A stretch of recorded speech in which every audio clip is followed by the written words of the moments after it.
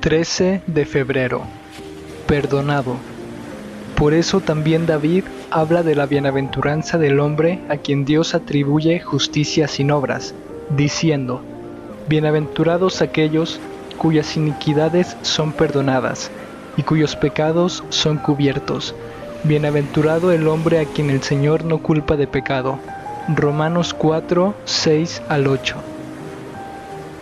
Al igual que Abraham, David creyó, pero su situación al escribir el salmo al que alude Pablo en los versículos de hoy era diferente. Él no tenía buenas obras para mostrar. Al contrario, incurrió en una conducta que lo avergonzaba delante de Dios y delante de la comunidad. ¿Cómo se salvó David? No hay bienaventuranza en cuanto al perdón para el incrédulo, solo para aquel que cree.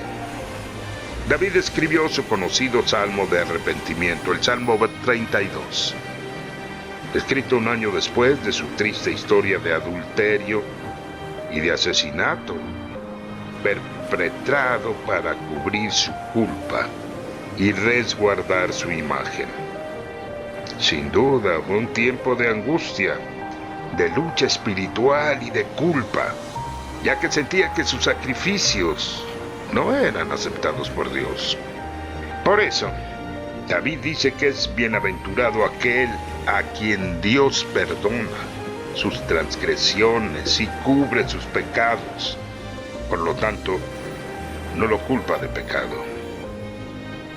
Pablo dice que David es justificado no por su ausencia de pecados o por ser un hombre bueno, sino porque sus pecados son perdonados.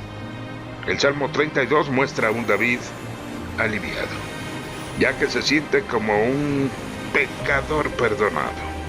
Es tanta su paz que muestra el camino a los demás pecadores para que confíen en el Señor, acepten la manera en que Él justifica el pecado, sean alcanzados por la misericordia de Dios y el gozo de la salvación. Dios esconde de su vista los pecados del creyente, como si no existieran. La base no es la inocencia del hombre, sino la gracia de Dios, que no carga en la cuenta del pecador sus pecados. Recuerdo a una persona que asistió a una conferencia bíblica que estaba dando en una ciudad.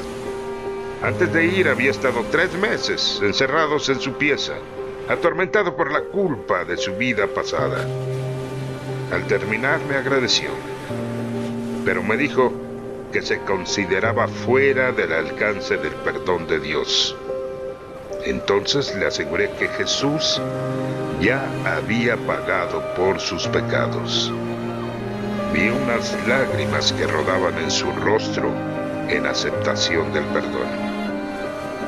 Él siguió asistiendo a las conferencias, estudió la Biblia y se bautizó junto con su esposa.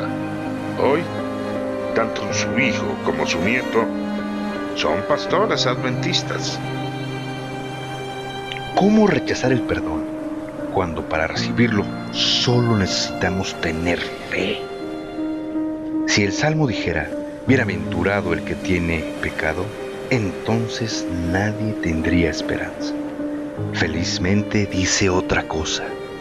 Expresa que Dios no ve nuestros pecados porque están cubiertos por la sangre de su Hijo amado.